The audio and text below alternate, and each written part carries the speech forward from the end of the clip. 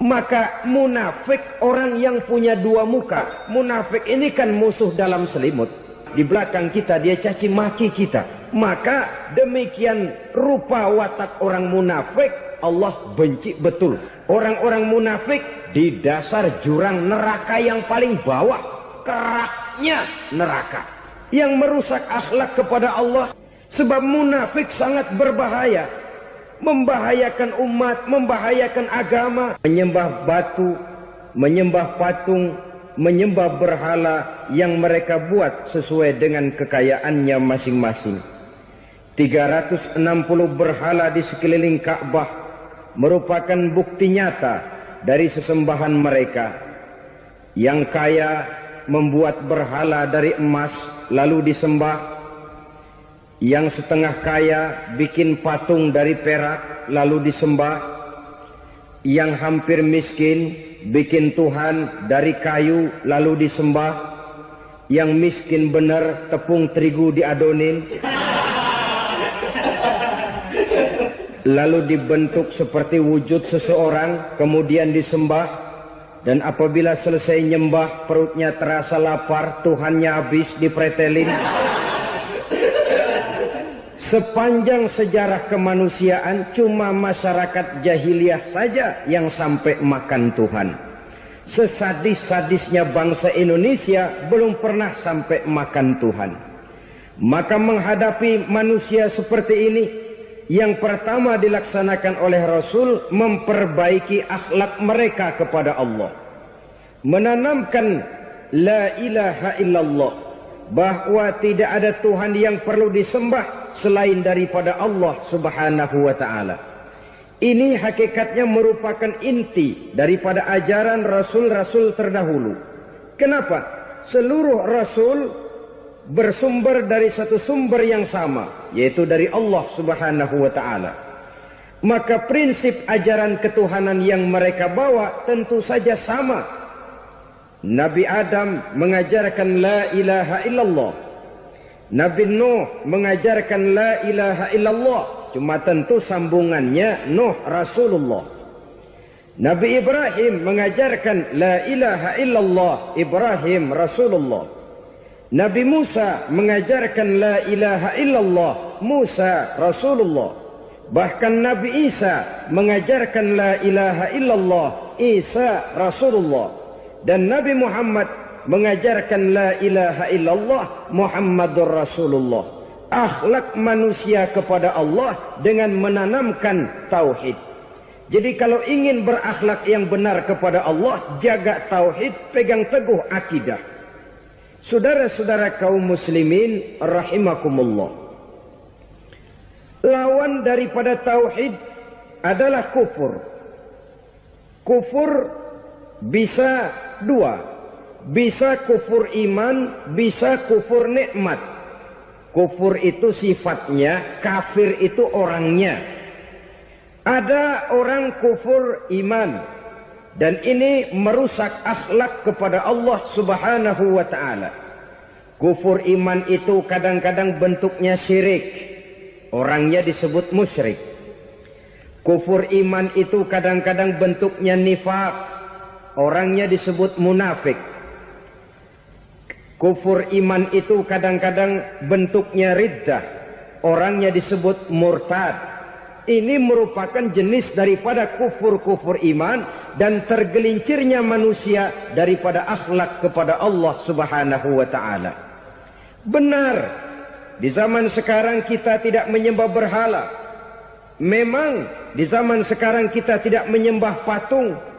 Iya, kita tidak berkeyakinan Tuhan lebih dari satu. Tapi kadang-kadang akhlak kita kepada Allah sering lentur dan luntur, sering bergoyang dan tergoncang, sering kena erosi dan polusi. Bahwa kita tidak menyembah Latta, Uzza, Manat dan Hubal seperti masyarakat jahiliyah dahulu, memang. Tapi Latta zaman sekarang, Uzza zaman sekarang, Manat dan Hubal di zaman sekarang, berhala-berhala di abad kita sekarang ini kadang-kadang bernama harta, kadang-kadang bernama wanita, kadang-kadang bernama tahta, mungkin juga bernama Toyota. Sesuatu yang lebih kita agungkan daripada Allah, menjelmalah dia menjadi berhala-berhala di zaman kita sekarang ini. Manakala kita di kantor sudah lebih takut kepada kepala bagian kita daripada kepada Allah, maka Tuhan kita barangkali adalah kepala bagian kita. Manakala kita sudah lebih takut kepada manusia daripada kepada Allah, bergeserlah akhlak kita kepada Allah, mengagungkan manusia dan menomorduakan Allah. Maka di zaman sekarang akhlak kita kepada Allah sering kena erosi, sering kena polusi. Mungkin karena sulitnya lapangan kerja, tingginya tensi ekonomi, persaingan hidup yang makin tajam, sulitnya mencari lapangan kerja, orang kadang-kadang nekat, sedikit pertimbangan, picik pandangan, mudah melakukan potong kompas, sehingga terjadilah perbuatan-perbuatan yang memelencengkan akhlak kita kepada Allah Subhanahu wa ta'ala. Kadang-kadang terjebak mempercayai selain daripada Allah. Kadang-kadang terjebak di dalam mengagungkan yang selain daripada Allah lebih dari yang seharusnya. Terkenalah akhlak kita kepada Allah jaringan-jaringan erosi dan polusi.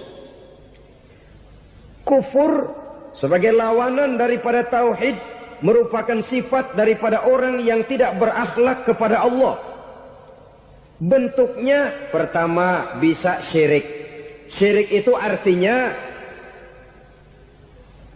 meyakini ada Tuhan lain selain daripada Allah. Itu yang namanya syirik. Jadi percaya Tuhan ada, cuman Tuhannya kelebihan. Itu yang disebut syirik, dan itu merupakan cerminan dari akhlak yang rusak kepada Allah Subhanahu wa ta'ala. Berkeyakinan Tuhan lebih dari satu, berkeyakinan bahwa Tuhan itu beranak atau diperanakkan, atau mengagungkan sesuatu sama dengan Allah, atau menjadikan yang selain Allah sebagai tujuan akhir daripada perjalanan kehidupan ini, maka itu sudah terjebak kita dalam musyrik. Dan syirik satu dosa yang tidak berampun. Bahasa kasarnya, yang namanya syirik itu jenis bapak moyangnya dosa. Saudara-saudara, sebab itu saya pesan, kalau memang terpaksa, biasanya yang tinggal di kota-kota besar itu kalau tidak kepengen dosa kan susah. Kalau terpaksa harus bikin dosa, cari yang kecil-kecil saja, yang kira-kira taubatnya gampang. Umpamanya pulang sholat Jumat nukar sendal, umpama, yaitu jelas dosa. Tapi dosa yang taubatnya agak mudah.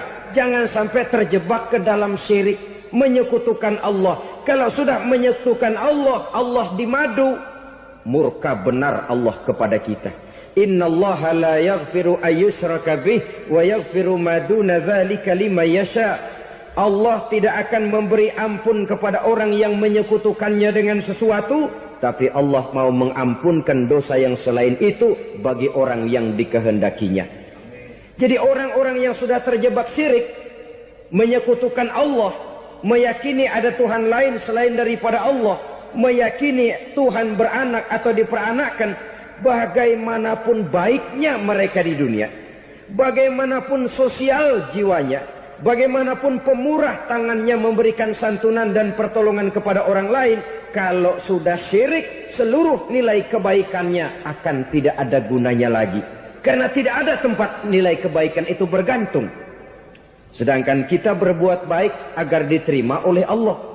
Kalau Allahnya marah kepada kita, siapa yang akan menerima nilai kebaikan itu sendiri?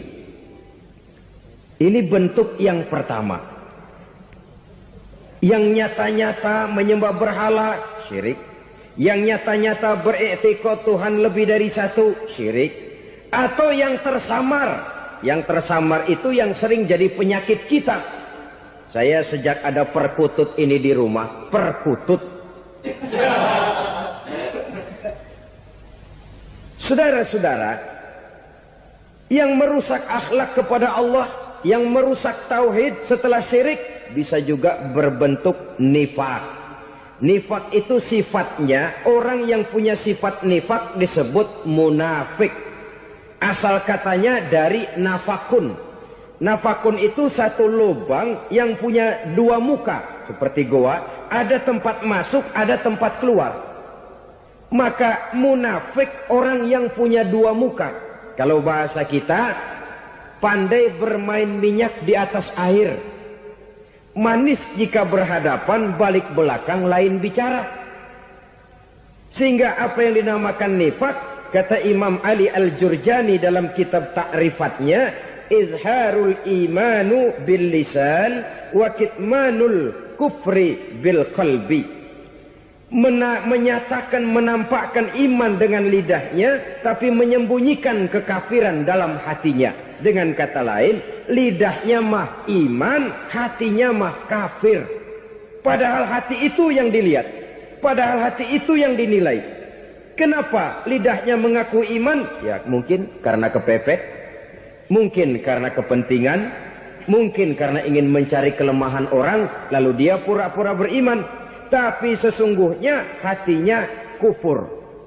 Ini merupakan penyakit munafik. Dan terus terang, menghadapi orang munafik jauh lebih berat daripada menghadapi orang kafir. Kenapa? Munafik ini kan musuh dalam selimut. Mau dibilang musuh nyata-nyata, apalagi di zaman Rasul ya, ketika periode Madinah, berat sekali menghadapi orang munafik. Mau dibilang kafir, kalau ketemu assalamualaikumnya medok juga. Mau dibilang mukmin, di belakang ngegerundel, nyari-nyari penyakit, nyari-nyari lantaran, mencari-cari gara-gara. Kalau kafir jelas kafirnya, kalau musyrik jelas musyriknya. Tapi munafik, di depan kita dia mengaku beriman, di belakang kita dia caci maki kita. Maka demikian rupa watak orang munafik, Allah benci betul. Sampai dalam Quran orang munafik itu divonis innal munafikin fid darkil asfal minan nar. Orang-orang munafik di dasar jurang neraka yang paling bawah, keraknya neraka. Saudara-saudara kaum muslimin rahimakumullah. Sebab munafik sangat berbahaya. Membahayakan umat, membahayakan agama. Di depan kita mereka ngaku pura-pura beriman. Kalau pidato luar biasa, memuji agama setinggi langit, menampakkan seolah-olah dia orang yang dekat dengan agama. Saudara-saudara, agama penting, agama mutlak. Tapi yang ngomong begitu agamanya apa? Remeng-remeng. Cuma sekedar lipstick, cuma sekedar dekorasi, cuma sekedar kamuflase buat ngibuli orang lain. Dia mengaku beragama, mengatakan agama mutlak, menganggap agama penting, seolah-olah memperhatikan benar tentang tatanan kehidupan beragama, tapi sebenarnya di hatinya tidak lebih berkecamuk penyakit-penyakit kufur. Maka sifat munafik ini termasuk menodai tauhid. Artinya merusak akhlak kita kepada Allah Subhanahu wa ta'ala. Sifat yang ketiga yang juga merusak akhlak kita kepada Allah dinamakan riddah. Riddah itu sifatnya, orang yang punya sifat riddah disebut murtad. Murtad keluar dari Islam. Keluar dari Islam tentu tadinya di dalam Islam. Oleh satu perbuatan dia bisa menjadi murtad. Misalnya, tadinya dia iman benar kepada Allah, tapi melarat. Kadang-kadang sehari masak, 3 hari libur. Akhirnya oleh kesulitan ekonomi dia tidak kuat. Ada yang menawarkan kebaikan, dibawain supermi, dibawain obat-obatan, diberikan beras. Goyah imannya. Keluar dia dari Islam, ikut agama orang yang memberikan pertolongan kepadanya, memilih kesenangan sebentar dengan mengorbankan kebahagiaan yang kekal. maka orang semacam itu riddah sifatnya, murtad orangnya, keluar dari Islam. Dan yang menyebabkan kita murtad bukan cuma orang nyata-nyata memproklamirkan diri keluar dari Islam lalu mengikuti agama orang lain, bukan cuma itu. Mengakui ada Rasul lagi sesudah Nabi Muhammad bisa menyebabkan kita murtad. Mengingkari nikmat Allah bisa menyebabkan kita murtad. Meyakini semua agama benar bisa menyebabkan orang menjadi murtad. Meragukan kesempurnaan dan kelengkapan Al-Quran bisa menyebabkan orang jadi murtad. Mengingkari sunnah bisa menyebabkan orang menjadi murtad. Banyak hal-hal yang bisa mendatangkan penyakit riddah dan membuat pelakunya menjadi murtad. Dan ini menodai akhlak kita kepada Allah Subhanahu wa ta'ala. Itu tadi kufur iman, saudara-saudara. Nyata-nyata mengingkari Allah, baik dalam bentuk syirik, nifak, ataupun riddah. Kufur yang kedua dinamakan kufur nikmat. Apa itu kufur nikmat? Sitru nikmatil mun'im au ya'malu fi mukhalafatil mun'im. Menutup-nutup nikmat Allah, atau melakukan perbuatan yang menentang, bertentangan dengan kehendak yang memberikan nikmat. Jadi kufur nikmat pertama, nutup-nutupin Tuhan. Tuhan jalingin. Duit lu banyak amat, dari mana? Gua kerja. Lalu kerjanya nomor satu. Orang yang berakhlak kepada Allah, dia akan menjawab, kamu uangnya kok banyak, dari mana? Rizki dari Allah. Caranya, saya kerja. Kerja itu cara, rizki itu dari Allah datangnya.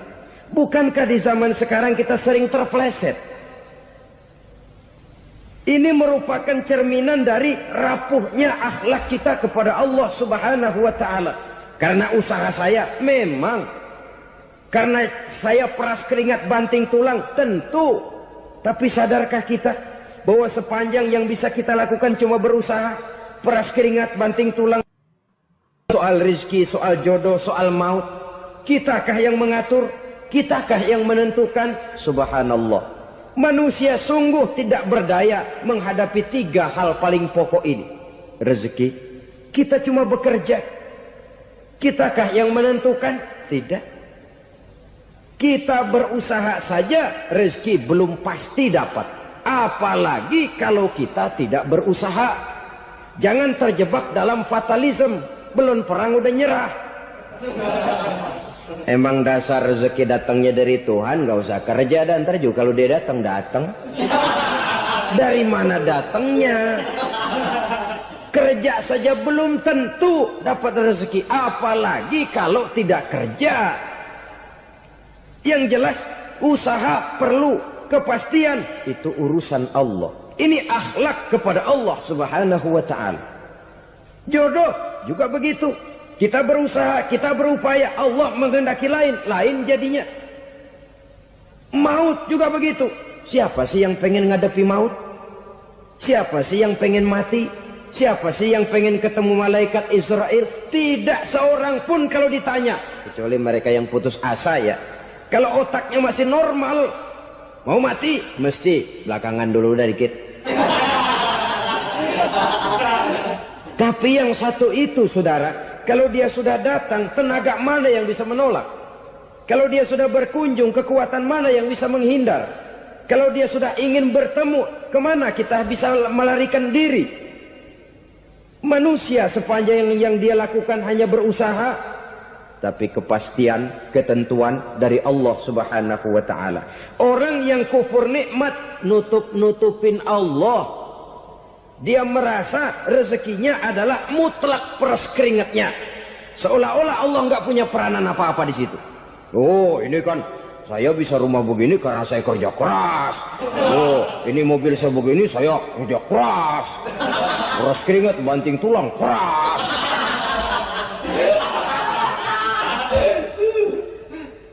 Saudara-saudara kaum muslimin rahimahkumullah.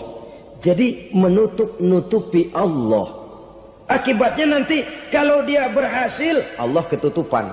Kalau dia gagal, orang lain dicaci maki, dicari kambing hitam. Yang kambing hitam kan mahal. Karena orang sering cari-cari kambing hitam. Jarang orang mau jujur kalau bertemu kesulitan lalu mencari sebab pada dirinya sendiri. Yang paling enak ya nyalain orang. Lo begitu. Orang lain yang paling enak kita salahin. Au ya'malu fi mukhalafatil mun'im, atau dia melakukan sesuatu yang tidak sesuai dengan kehendak yang memberikannya nikmat. Diberikan kita tangan, mulut sih nggak berhenti. Terima kasih Tuhan, alhamdulillah saya dikasih tangan. Cuma nih tangan enteng mat nabokin orang mulu. Itu sudah mukhalafatul mun'im, bertentangan dengan kehendak yang memberikan nikmat. Diberikan harta, mulutnya mah basah. Terima kasih Tuhan, alhamdulillah dikasih harta.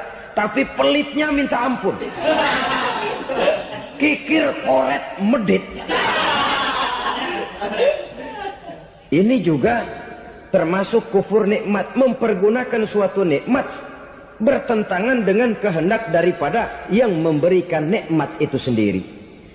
Saudara-saudara kaum muslimin rahimakumullah. Oleh karenanya kufur iman memang lebih bahaya daripada kufur nikmat. Tapi jangan lupa, kufur nikmat bisa menyeret orang kepada kufur iman. Nah kalau Allah udah dialingin, Tuhan sudah dinomor duain, lama-lama kenapa dia tidak mendewakan dirinya sendiri? Mendewakan pangkatnya, mendewa-dewakan otaknya, mendewa-dewakan kemampuannya.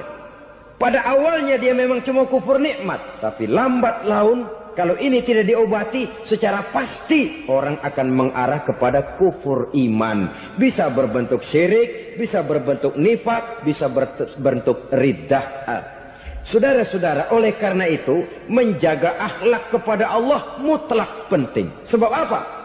Kita tidak berakhlak kepada manusia saja, kita dikucilkan dari pergaulan. Kalau kita tidak berakhlak kepada Allah, dikucilkan oleh Allah.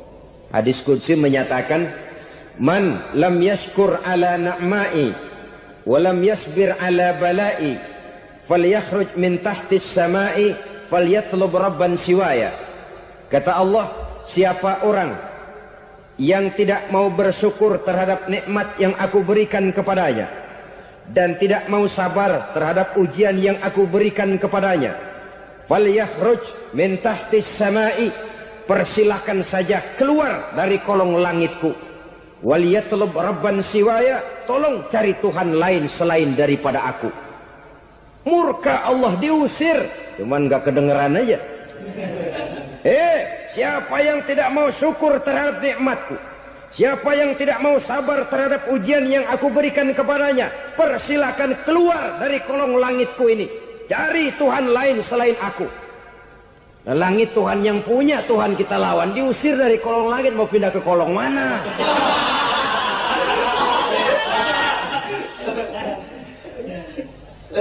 Jadi jangan merasa kufur nikmat kan enteng. Iya, kelihatannya begitu, tidak sebahaya kufur iman. Tapi kufur nikmat ini merupakan anak tangga yang kalau kita sudah mulai naik, kita akan naik terus sampai kepada tingkat di mana kita mengalami kufur iman. Kalau sudah ke sana, maka akhlak kita kepada Allah terkenalah erosi, terkena polusi, hancur akhlak kepada Allah. Dan itulah sumber kesengsaraan abadi. Kalau cuma kita tidak berakhlak kepada manusia, barangkali resikonya cuma kehidupan di dunia ini. Mungkin juga ada kehidupan akhirat. Tapi kalau sudah tidak berakhlak kepada Allah, dunia akhirat kita rugi dan celaka. Maka pada kesempatan ini saya mengajak, marilah jaga baik-baik akhlak kita kepada Allah. Satu kali kita bertauhid, sampai mati kita bertauhid. Satu kali la ilaha illallah, jangan tergelincir lagi kita keluar daripada kalimat itu. Satu kali kita bertuhankan Allah, jangan bertuhan yang lain selain daripada Allah. Jangan sekutukan Allah, jangan samakan Allah dengan sesuatu, jangan mengangkat yang lain sama agungnya dengan Allah. Sebab dengan demikian kita seolah-olah sudah mengotori akhlak kita kepada Allah Subhanahu wa ta'ala. Saudara hadirin yang saya hormati, jadi oleh karenanya akhlak kita kepada Allah merupakan basis daripada kehidupan beragama. Kalau itu sudah mulai rapuh, mulai terkena erosi dan polusi, mulai rusak, dikhawatirkan nanti nilai ibadah kita kepada Allah juga akan turut ambruk karenanya. Saudara-saudara kaum muslimin rahimakumullah, tugas yang kedua memperbaiki akhlak manusia kepada sesama manusia. Kita tahu Islam sesuai dengan namanya adalah agama damai. Maka akhlak manusia kepada sesama manusia menempati porsi yang penting dalam kehidupan beragama. Bagaimana seorang muslim bergaul, bertata krama terhadap sesama manusia. Mari kita lihat lebih jauh persoalannya. Untuk memudahkan pembicaraan dari kacamata agama, kita kelompokkan saja manusia itu dalam dua. Pertama yang seiman dan yang kedua yang tidak seiman. Yang tidak seiman itu kita sebut saja kufur atau kafir. Nah, kepada yang kafir pun kita diajarkan untuk berakhlak. Apalagi kepada yang memang nyata-nyata seiman, sekeyakinan, seakidah. Kemanapun Islam datang, ke negara manapun ia masuk, ia tidak menaburkan kerusakan. Jadi tidak benar kalau orang pernah itu menggambarkan, saking sentimennya seorang orientalis pernah menggambarkan Nabi Muhammad di tangan kirinya Quran, di tangan kanannya pedang. Menggambarkan seolah-olah Islam dikembangkan dengan kekerasan. Sebenarnya tidak sama sekali. Kalaupun dalam sejarah perkembangan Islam pernah terjadi perang, maka perang dalam Islam sesungguhnya apabila kita amati sejarahnya bukan untuk memaksakan agama. Karena memang agama tidak bisa dipaksakan. Tetapi justru untuk mempertahankan agama dari segala macam hambatan, rintangan, hinaan dan fitnahan. Tapi kemanapun yang jelas Islam masuk, dia tidak pernah membuat kekacauan, kerusuhan ataupun penghancuran. Candi Prambanan bahkan dipugar, gereja-gereja tidak ada yang dihancurkan oleh umat Islam. Kenapa? Islam agama damai. Soal agama, soal lakum dinukum waliyadin. La ikraha fid din, qad tabayyana ar-rusdu minal ghayy. Tidak ada paksaan dalam beragama, sebab nyata yang benar dengan yang tidak benar. Belum pernah ada orang kafir masuk ke perkampungan orang Islam lalu dikejar-kejar, diteriakin kafir, kafir, sunatin.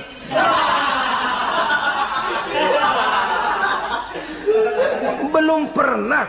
Kenapa? Islam menghormati orang lain agama. Nah, yang kafir ini macam-macam, saudara. Ada kafir harbi. Nah, ini kafir kerok. Ini kafir yang nyata-nyata memproklamirkan permusuhan kepada umat Islam. Nyata-nyata mengganggu ketenangan umat Islam. Kafir yang seperti ini yang boleh diperangi. Misalnya kita mau sembahyang Jumat dijagain, nggak boleh sembahyang Jumat, getok palanya. Kafir harbi artinya tantangan perang datang dari mereka, bukan kita yang mulai, mereka yang buka front. Prinsipnya umat Islam tidak boleh mencari-cari musuh, tapi pun tidak boleh lari kalau ketemu musuh. Musuh jangan dicari, ketemu jangan lari. Karena itu kesan seolah-olah umat Islam ini teroris, umat Islam ini destroyer, umat Islam ini sering menimbulkan keonaran, kerusakan. Sungguh satu fitnahan yang sangat keji. Umat Islam adalah umat yang cinta damai. Islam di masa perkembangannya masuki Eropa melalui Selat Gibraltar, Jabal Tariq, memasuki Spanyol. Islam tidak pernah meruntuhkan gereja. Islam tidak pernah membunuh orang-orang Nasrani. Bahkan Islam mewariskan peradaban dan kebudayaan yang begitu tinggi nilainya di bidang ilmu pengetahuan. Sampai ketika itu Barat banyak mengkaji ilmu pengetahuan dari dunia Islam. Buku-buku berbahasa Arab diterjemahkan ke bahasa Yunani, dipelajari oleh para cendekiawan di negeri Barat sana. Mereka mengambil manfaat yang banyak dari masuknya Islam ke Eropa. Sementara gereja tetap berdiri dengan megahnya. Kuil-kuil tempat peribadatan tidak satupun yang diusik-usik. Kenapa? Islam agama yang cinta damai. Asal dia tidak diganggu, asal kehormatannya tidak dihinakan. Jadi kafir harbi, kafir yang nyata-nyata nantang perang, ngajak berkelahi. Itu kafir yang nyari penyakit. Kafir harbi ini boleh diperangi dengan catatan mereka yang memang mulai. Yang kedua, kafir zimmi. Kafir zimmi, kafir yang hidup di tengah mayoritas muslim, tapi mereka mau hidup dengan aman, damai, tenang. Mereka wajib dilindungi. Bahkan Nabi pernah memberikan satu jaminan, man aza zimmiyan faqad azani. Siapa yang mengganggu orang kafir zimmi sama saja dengan mengganggu saya. Kehormatannya dijaga, harta bendanya dilindungi, anak istrinya pun dilindungi. Dan ini jadi kenyataan. Saudara bisa lihat di negara-negara yang mayoritas penduduknya beragama Islam, orang-orang kafir di luar Islam hidup dengan tenang, aman, damai. Di Saudi Arabia, di luar tanah haram, di luar Mekah dan Madinah, banyak orang-orang kafir mencari nafkah. Mereka tenang, aman, dilindungi undang-undang. Begitu di Mesir, begitu di negara Indonesia yang berdasarkan Pancasila ini. Kehidupan beragama menimbulkan gairah, rukun, tenang, aman, damai, sepanjang tidak saling ganggu, tidak saling usik, menghargai orang yang sudah beragama, tidak menjadikan penganut suatu agama sebagai sasaran dari dakwah agama lainnya. Saudara-saudara kaum muslimin rahimakumullah. Jadi memang oleh Al-Quran kita dianjurkan asyidda 'alal kuffar ruhama bainahum. Tegas kepada orang kafir, kasih sayang kepada sesama muslim.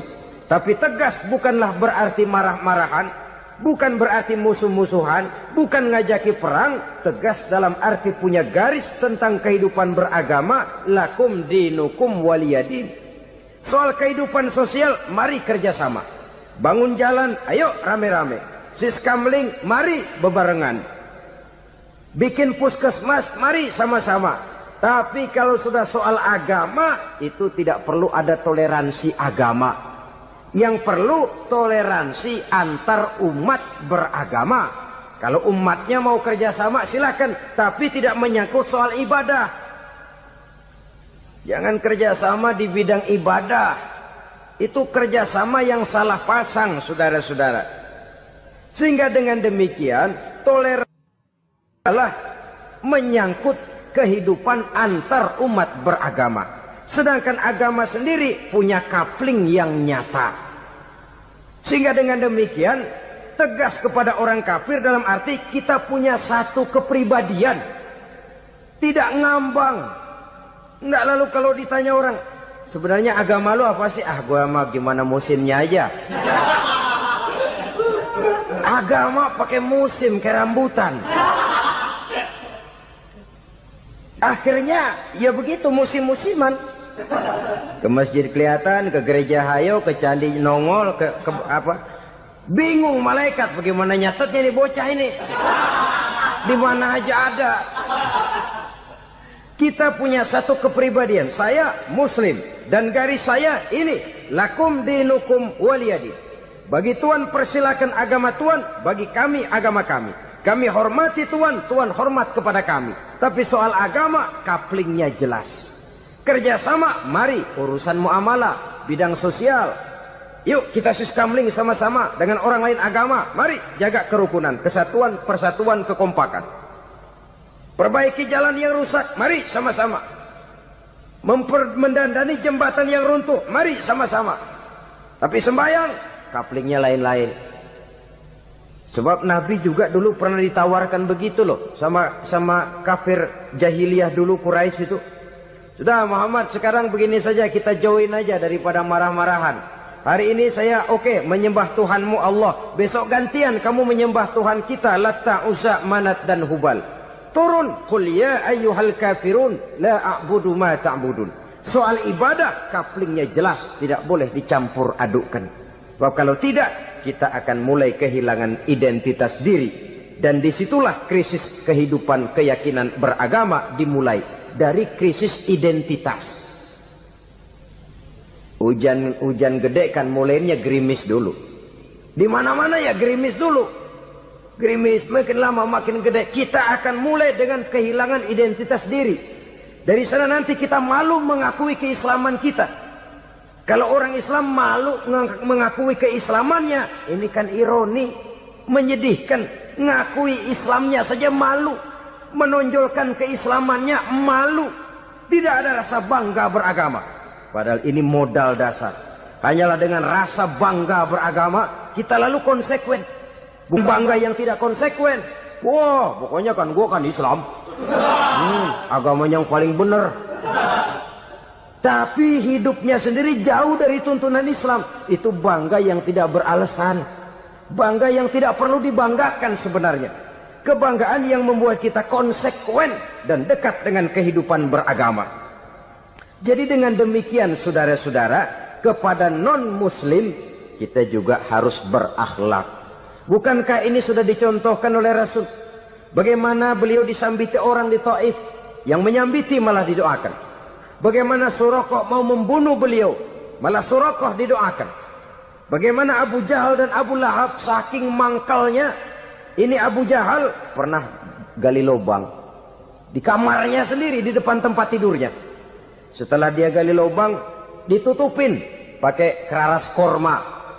Lalu dia tarik selimut, belagak meriang. Dia pesan pesuruhnya, bilangin Muhammad, encangnya meriang. Pamannya sakit, minta ditengokin. Nabi dengan segala husnuzonnya berangkat nengokin.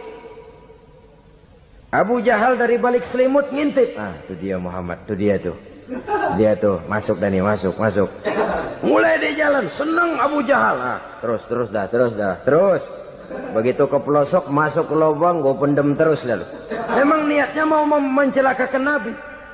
Sudah tinggal beberapa langkah lagi Nabi akan berjalan ke arah lubang itu. Malaikat Jibril ngasih tahu, Muhammad, Abu Jahal pamanmu cuma pura-pura sakit. Di depan tempat tidur itu ada lubang sudah dia gali untuk menjerumuskan kamu. Sudah, balik pulang. Balik badan Nabi. Sudah hampir mau melangkah, kakinya malah muter pulang. Abu Jahal yang ngelihat Nabi sudah hampir jatuh nggak jadi, balik pulang. Lupa kalau lagi sakit. Udah Muhammad buruan sini. Ke pintu dia kejar, dia lupa sama lubang yang dia gali. Begitu dia kejar, dia yang ke pelosok masuk ke dalamnya. Sejak saat itu ada pepatah, man hafara hufratan waqa'a fiha. Siapa yang suka nggali lubang, dia sendiri bakal terpelosok ke dalamnya. Jatuh dia ke lubang yang dia gali. Padahal ya paling banter 2 atau 3 meter paling dalam. Dari dalam lubang itu dia teriak-teriak, Muhammad, tolongin, pamanmu kecebur. Kasih tahu Muhammad, kasih tahu, datang lagi lah pesuruhnya. Muhammad, pamanmu Abu Jahal kecebur, minta tolong diangkatin. Sudah diulur tambang, habis sambung lagi, nggak bisa sampai. Masa iya, cuma kamu yang bisa nolong. Apa yang dilakukan Nabi? Balik mau nolongin. Akhlak. Kita kalau ada orang gali lubang buat nyeburin kita, dia sendiri yang kecebur. Gorok gua kagak lemin loh. Mati sekalian dah. Nabi mah enggak, balik nolongin tuh Abu Jahal. Kenapa paman kecebur? Iya Muhammad, tolong, tambang udah diulur-ulur, sambung-sambung nggak sampai. Aduh kasihan paman, nih pegang tangan saya. Nabi cuma ulurin tangan, nyampe dipegang oleh Abu Jahal. Diangkat ke atas. Nyampe atas, apa kata Abu Jahal? Tambang bergulung-gulung nggak nyampe, kamu cuma pakai tangan doang kok bisa Muhammad, hebat banget sihirmu. Mukjizat dia bilang sihir, udah ditolongin nyelak lagi, kan yang enak kita injak palanya. Orang dulu bilang wah katanya nolongin anjing kejepit. Udah selesai ditolongin malah yang nolong digigit. Saudara hadirin yang saya hormati, kepada orang-orang kafir kita harus berakhlak, menghormati mereka. Tidak memaksakan satu keyakinan dalam batas-batas yang ditolerir oleh agama, yaitu pada masalah-masalah sosial dan muamalah. Itu kepada non-muslim. Apalagi kepada sesama muslim. Baik akhlak kepada orang tua, akhlak kepada guru, akhlak kepada jiran atau tetangga, itu semua termasuk dalam akhlak kepada sesama manusia. Akhlak kita kepada orang tua, kadang-kadang kita orang timur ini ketularan orang barat. Engkongnya dianggap CS. Salaman men kedet aja halokong. Engkongnya bahalo dibengong. Saudara-saudara kaum muslimin rahimakumullah. Akhlak yang tua kepada yang muda, akhlak yang muda kepada yang tua, kepada jiran dan tetangga, kepada sanak famili dan handai tolan, pendeknya kepada sesama muslim. Tetangga ada haknya. Ada hak tetangga yang kalau kita berakhlak itu harus dipenuhi. Contoh kecil. Kalau saya beli radio, itu saya dong boleh berpikir, ini radio saya. Saya beli pakai uang saya setel di rumah saya. Sekeras-kerasnya ada apa sama orang lain? Radio gua. Yang beli gua pakai duit gua. Gue setel di rumah gue, ada urusan apa sama orang lain? Itu kalau menurut saya. Tapi tetangga sebelah saya kan bisa juga ngomong begitu. Mata gue, yang ngantuk gue. Gue tidur di rumah gue. Kenapa suara radio lu masuk kemari? Ketika itulah lalu kebebasan saya nyetel radio dibatasi oleh kebebasan tetangga saya yang mau tidur. Ini sudah akhlak namanya. Umpamanya lagi ada Nabi ajarkan, iza tobakhta maraqatan fa'akthir ma'aha wa ta'ahad jiranaka. Kalau kamu masak sayur, banyakin kuahnya, bagiin tetangga kamu. Bukan bagiannya itu yang jadi soal, tapi akhlak kepada tetangga. Udah tahu tetangganya kelaparan, diseksa, goreng ikan asin, se-RW baunya ngayap. Kembang kempis orang nungguin. Saudara hadirin, ma'asyiral muslimin rahimakumullah. Jadi dengan demikian, kalau sudah kembali kepada orang-orang yang nilai imannya sama dengan kita, apapun organisasinya, apapun baju yang mereka pakai, kaos yang mereka pakai, jaket yang mereka pakai, kalau sudah seakidah, seiman, jaga akhlak kita. Pendapat boleh berbeda, kaos boleh tidak sama, jaket boleh beraneka warna, bendera boleh beragam-ragam, tapi ukhuwah Islamiyah ini utamakan. Adalah lebih baik mencari persamaan dalam kehidupan dan bukan memperbesar perbedaan. Hanyalah dengan mengembangkan nilai-nilai akhlak semacam ini, toleransi tidak hanya diperlukan kepada yang non-muslim, kepada sesama muslim pun toleransi. Artinya apa? Jangan memponis amalan orang lain. Yang usolli, yang tidak usolli, berjalanlah menurut keyakinannya masing-masing.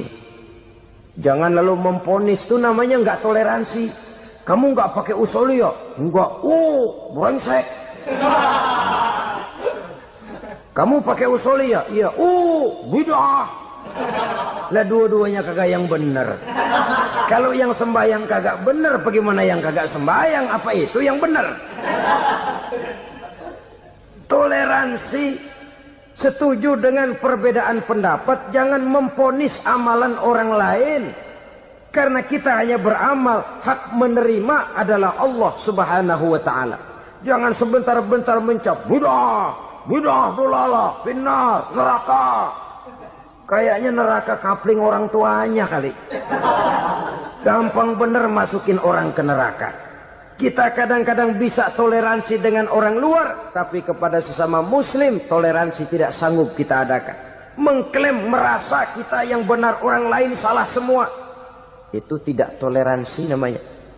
Mentang-mentang jadi ustadz, nih satu-satunya ustadz di sini ya, semuanya mesti ngaji kemari. Kalau nggak ngaji kemari Islamnya kurang tapi benar.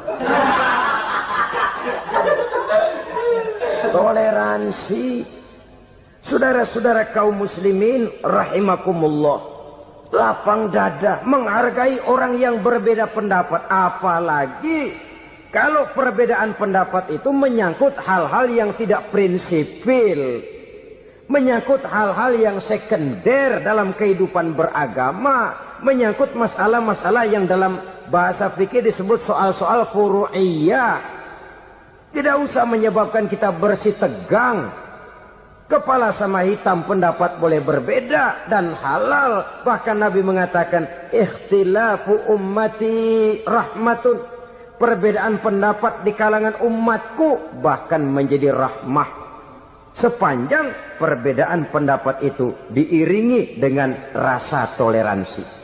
Tapi kalau sudah main baku hantam, main klaim, memponis orang lain, akhirnya timbullah keretakan. Jangan heran kadang-kadang satu masjid dua kelir. Ya soal kelir boleh kelar-kelir. Boleh kelar-kelir. Tapi kalau harus terlalu mencolok menyebabkan timbulnya keretakan, saya kira yang akan turun bukan lagi rahmah tapi bala. Bala akan menimpa kita, jatuh kita menjadi umat yang lemah. Oleh karena di antara kita sendiri, sesama kita tidak pandai bertoleransi, tidak lapang dada. Ada anak muda kelihatannya mau majuan dikit, yang tua curiga. Nih kalau dia maju pasaran gua bangkrut dong nih. Lalu ditekan tuh anak ditekan melejit. Kadang-kadang yang tua maksudnya baik mau memelihara, yang muda salah terima. Kan tua kejemur. Dari dulu sampai sekarang gitu-gitu doang. Anak kemajuannya. Padahal yang tua barangkali maksudnya juga baik, mau memelihara. Sebenarnya kalau kita bisa mencoba mencari titik temu dengan alur komunikasi, tidak merasa diri yang paling benar, tapi toleransi, boyak menerima pendapat orang lain, setidaknya mau mendengar omongan orang. Yang susah kalau udah kena penyakit nggak mau ngerti omongan orang, nggak mau nerima pendapat orang. Kodok di kolong tempayan, cukeng kayu asem, asal ijo udah ijo aja ijo dah. Nggak ngerti omongan orang, yang kayak begini yang orang jadi kesandung. Oleh karena itu saudara-saudara, alangkah nikmatnya kehidupan ini apabila kita menyadari kita ini ummatan wahidah, satu umat yang satu, yang diikat dengan akidah. Kalau kepada yang non muslim saja kita diajarkan untuk berakhlak, apatah lagi kepada yang seiman, seakidah, sekeyakinan. Wajarkah perbedaan pendapat yang kecil-kecil lalu menyebabkan kita bertolak belakang, cerai-berai, centang perenang? Bila bertemu di jalan yang satu menyisih ke kiri, yang lain menyingkir ke kanan. Kalaupun juga bercampur di tengah kumpulan orang banyak, persis air dengan minyak. Yang atu melengos, yang atu madep mojok. Orang lain senyum, dia mau pada manyun. Saudara-saudara kaum muslimin rahimakumullah, realita ini walaupun tidak enak, pahit, tapi masih hidup di sebagian masyarakat kita. Ini yang perlu kita atasi. Soal toleransi kepada orang lain, sejarah sudah membuktikan. Mari kita jangan cuma bisa mengajak orang lain, umat lain untuk bertoleransi dengan kita, tapi kepada sesama kita. Toleransi ini perlu kita tegakkan, perlu kita bina.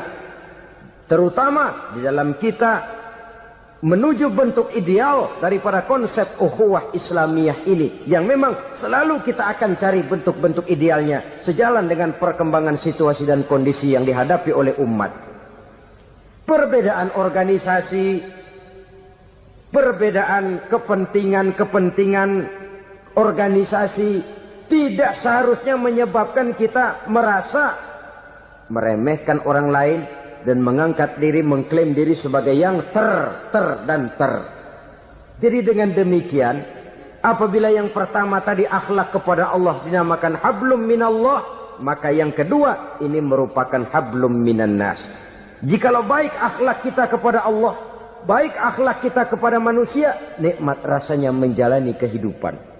Kadang-kadang orang akhlaknya kepada manusia baik, tapi kepada Allah tidak baik. Hormat sama yang tua, menyayangi yang muda, sama tetangga rukun, tapi sama Tuhan nggak mau sujud. Ini baik kepada manusia, tapi tidak berakhlak kepada Allah. Atau sebaliknya, sujudnya sama Allah mah tekun, bener khusyuk, bahasanya juga fasih, luar biasa. Tapi sama manusia sombong, takabur, ujub, merasanya dia doang yang paling benar. Sebab iblis itu ya, itu kadang-kadang datang lewat hati, dan memang selalu markasnya di situ. Kalau dia tidak bisa menggoda kita dengan yang lain, dia tumbuhkan sifat ujub. Dia bisikin, wah, memang di kampung ini yang paling banyak ibadahnya ente. Yang lain mana, lihat tuh kerocok semua.